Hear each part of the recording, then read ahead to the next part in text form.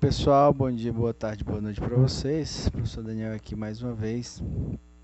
É, Na aula de hoje, ou no conteúdo de hoje, nós vamos falar assuntos assim mais, como é que eu posso falar?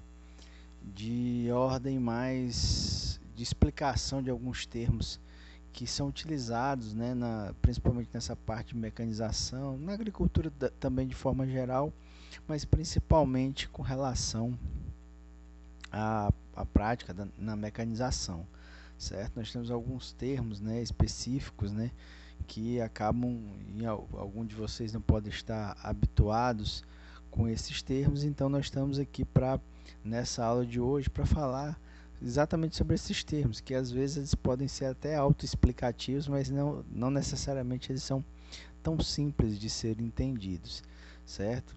Então, para começar, nós podemos falar aqui, por exemplo, o que é uma operação agrícola, né?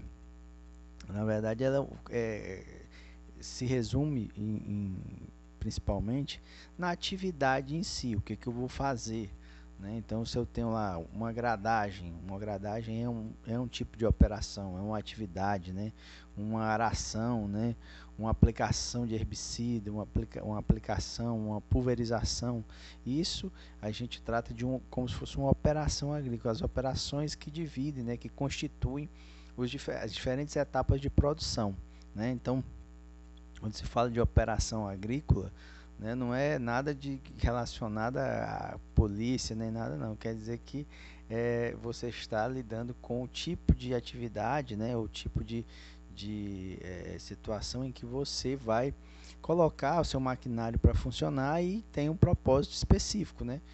Propósito esse que seja uma operação de plantio, que seja uma operação de limpeza diária, que seja uma operação inicial ou terminal, né, do seu cultivo, né? E aí você precisa nomear essa operação ou essas operações, né?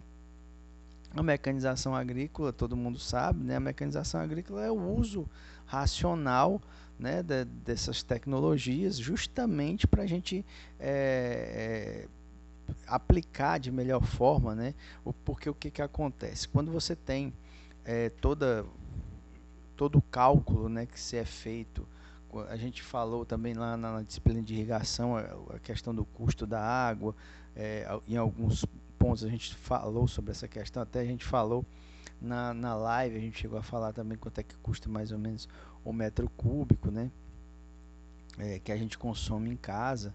Mas assim, quando se fala de operações florestais, operações agrícolas, né, ou operações de maquinário em geral, né, sempre a gente vai se preocupar com vamos dizer, a hora dessa máquina, né? O que é a hora da máquina? A hora da máquina é justamente essa economicidade, né, que se precisa saber, né? Você precisa fazer uma determinada operação que custe menos, ou seja, que gaste menos horas de trabalho, a hora máquina, né? Por exemplo, a hora de trabalho de uma pessoa, ela não é do mesmo jeito da hora de trabalho de uma máquina.